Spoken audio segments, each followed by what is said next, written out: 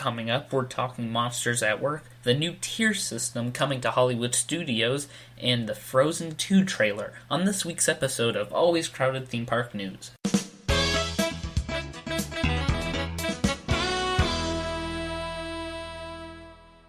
Hey everyone, and welcome to a brand new episode of Always Crowded Theme Park News. I'm your host, Davis Cruz. Make sure to follow us on our social media at Always Crowded. Today, I've got with me Carly. Hey guys! Alright, so today, we're going to be talking about all things Disney news. So, let's just jump right into it. Woo! Let's do it. Yeah. A brand new animated series is coming to the Disney Plus streaming service based on the Monsters, Inc. franchise. This new animated series is called Monsters at Work and is set 6 months after the original, with the entire original voice cast returning. The new characters include Tylor Tuskmon and Val Little. I said that wrong, but we'll see. A logo and artwork for the show was shown during a special panel this past week. The new series is set to premiere sometime in 2020. Did you like Monsters, Inc.? Yeah, I was a huge fan of actually Monsters University better than Monsters, Inc. I think I was just too young to understand what was going on in Monsters, Inc. But I'm really excited for the new show.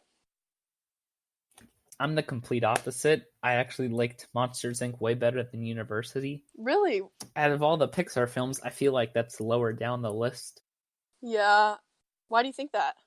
I'm not really sure, because Monsters, Inc. is my favorite Pixar film. And Monsters University, I just never liked. Dang. It's rough. I really liked Monsters University. I mean, it was still good, but since it's Pixar, but I just didn't like it as much as the others. Yeah. Are you looking forward to this upcoming show, to the Disney Plus streaming service? Yeah, I actually am really excited about the Disney Plus streaming service in general. I think it's going to be a really cool addition. But I think this show is going to give a lot of insight and kind of open a lot of doors that old fans and new fans can enjoy. And out of all the Pixar films, if you could make your own show for the streaming service based on any Pixar franchise movie, which would it be? Oh, I think I would do Toy Story just to do I know there's already so many movies and the fourth is coming out soon. And they have all those shorts too. Yeah, that's true. I think it would just be even funnier to see what's going on when we really don't see, and we could even see more of Andy and the following characters' lives around the toys, because we get a lot of the toys get a lot of screen time, and so it would be cool to see that universe. I just really love that universe.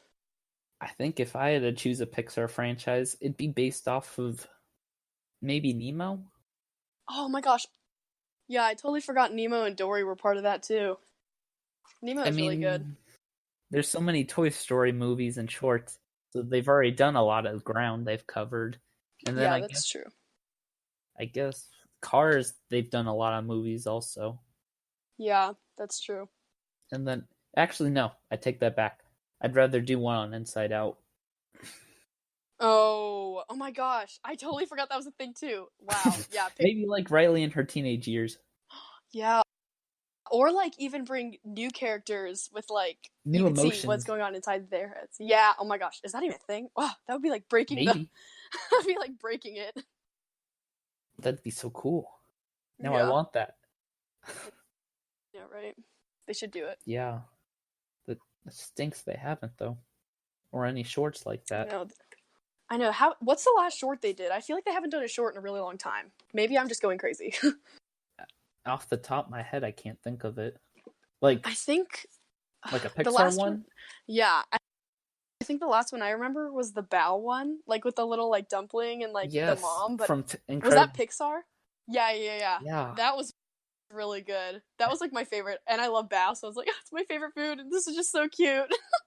Yeah, that was the last one. The one before that was Cars 3, and that was Lou. I never saw Cars 3. Rest in peace, yeah.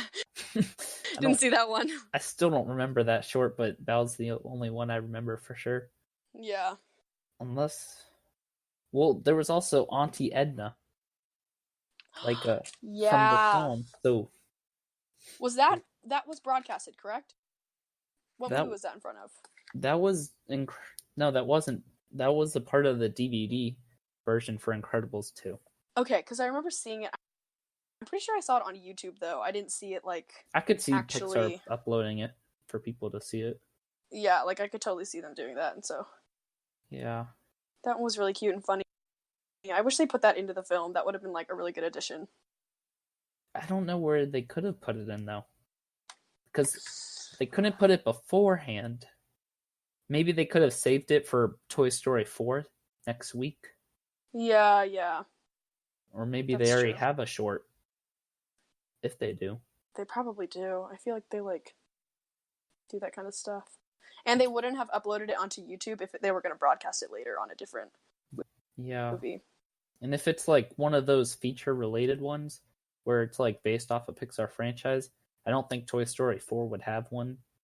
Since all of them, I'm looking at the list right here, there's only been one that was in theaters, and it was for Muppets Most Wanted. So. Oh, I think I remember that. I'm not sure though. I don't know. Interesting. Yeah. All right, so going on to the next news part. On the day Star Wars Galaxy's Edge opens, nearly all the rides at Hollywood Studios will become Tier 1 attractions.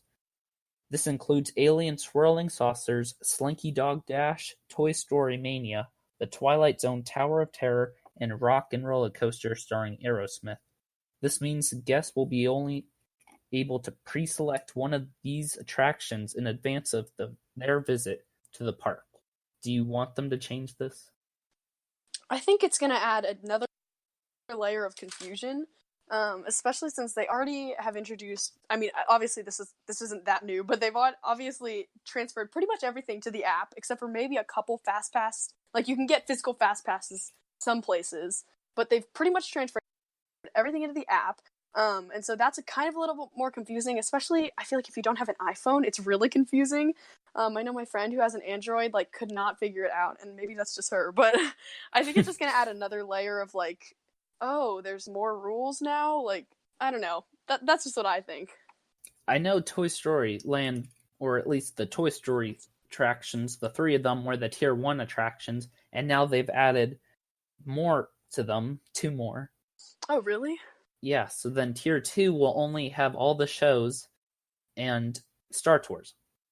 Oh, that's interesting. Yeah, I think it's just going to be a little bit more confusing, especially for those who aren't Star Wars fans. They're just going to be kind of disappointed that they're not able to get the most out of it that they want to, because like Star Wars is like taking over everything basically. But once Star Wars opens, they're not going to have Fast Pass for the rides. Wait, for which rides? For Galaxy's Edge. Oh. Yeah, I don't really know. Do you think it was a good idea for Hollywood Studios to change their Fast Pass tier system? To add 2 more attractions to Tier 1? Like I said, I think it's just gonna add a little bit more confusion.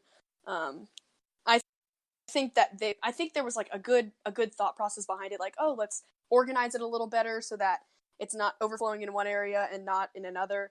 But I think they tried to distribute it, but I don't know if that's the best system. And I honestly couldn't think of a better one. So I think it was a good addition for what is going on right now. Yes.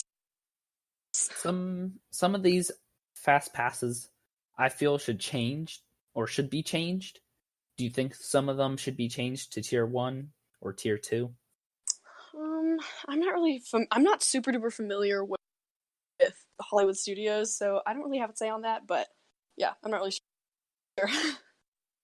I'm okay with all these being Tier 1s. The one that I don't feel like should be Tier 1 at all is Alien Swirling Saucers, which that's just me.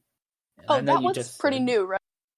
Yeah, that was part of Toy Story Land. I know you said you're not familiar with Hollywood Studios that much, but that's just kind of how I feel about it. Yeah. I mean, I do know that one's fairly new, so I don't think that should be automatically, like, kind of downgraded, but I don't know. I think, yeah, I'm not really sure. I only feel like this one shouldn't be in Tier 1 because the rest of these are all, like, high octane, I guess, or high adrenaline.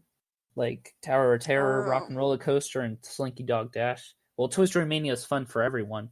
Alien Swirling Saucers, I guess, is just thrown in there because it's Toy Story Land and it's newer. Yeah, that's true. I could see where you could like categorize that as like the high adrenaline ones versus not really, but I think that they're going it off of like they're basing it just off of one, the timing of the new Star Wars attractions, and two, just how old the other rides are. Because I'm pretty sure some of those have been there for a really long time. And even though, what was it that we were just talking about that was like pretty new, the saucer one? Yeah. That one's kind of new. But yeah, I think they're just changing a lot of things. A lot of stuff is going to be changing because of the Star Wars, the new Star Wars attraction. Yeah. All right, so moving on, Square Enix's E3 media briefing brought about the first look at the new game Marvel's Avengers. This new game can be played either solo or cooperatively with up to 4 players. Players will be able to choose from 5 heroes to play as. This game is due out May 15th, 2020, and is in the same universe as the new Spider-Man game from 2018. I don't know if you saw this at all, but what did you think of hearing about a new Avengers game? I think that's going to bring a lot of new influx to the Avengers community. I know that Endgame coming out was like huge, and so we have a ton of not only like new fans, but we have just a lot more attention drawn to the Avengers community, I guess. I think it's gonna draw a lot of new attention and kind of keep up the hype because Endgame was just so big that they're gonna be like rolling on that for a long time. Like I feel like the Marvel universe is set. Like they have a lot of money now, and so they really pretty much can do anything. I think that the app is a win. I mean, I already am playing like a Marvel game. It's Marvel like Contest of Champions. It's pretty fun, and it's not even owned by Disney. I know you recently got into Marvel movies. If you had a PS4, since I believe this is only PS4 exclusive game, would you get this game? If I had a PS4, I definitely would, but I do not have a PS4 because I'm just not a huge gamer like on a console. I'm just like a phone and computer gamer. But yeah, if I had a PS4, I would definitely get it. Alright, so moving on to our final news. A brand new trailer released for the upcoming movie Frozen 2. In the first movie, Elsa fears her powers, but in this one, she hopes it's enough. Frozen 2 releases November 22nd. Are you looking forward to this movie? I am hugely looking forward to this movie. I think I've been looking forward to this like the minute the original Frozen came out. I'm a huge Frozen fan because I'm a girl and like that's a given. But I'm just really excited for this movie. I've heard a ton of like speculation and I've already watched like 20 theory videos on what it's going to be like based around. I think it's going to be huge, but it's one of those things where like I feel like Endgame was like super duper, like there was so much pressure on that movie and they killed it. They did absolutely perfectly. Like, I mean, in my opinion, I think they did a great job. And most people were satisfied. I think it's going to be the same for Frozen 2. I know that like sequels aren't, I mean, Disney sequels never really have the best rep, but lately they've been doing a good job with Finding Dory, Incredibles 2. I know that's Pixar, but like same thing. And they did a great job with Endgame, and so I really think that they're going to do a good job, or at least I'm hoping they will. From the concept art and products for the movie that have been released so far, it was shown that Anna may have something like airbending powers. How would you feel if Anna did have powers? I think them giving Anna powers, if it's not well executed, like if the origin story isn't well executed, it's gonna feel like I feel like they're just doing it for the money at that point because I'm gonna be like, okay, this is so random. Like what? We never saw any signs of it in the last movie. I think what would be better than Anna having powers is if so I saw a theory video about how Elsa might have all the elements, like all the elements powers, and that like her having the ice powers was just a development when she was young.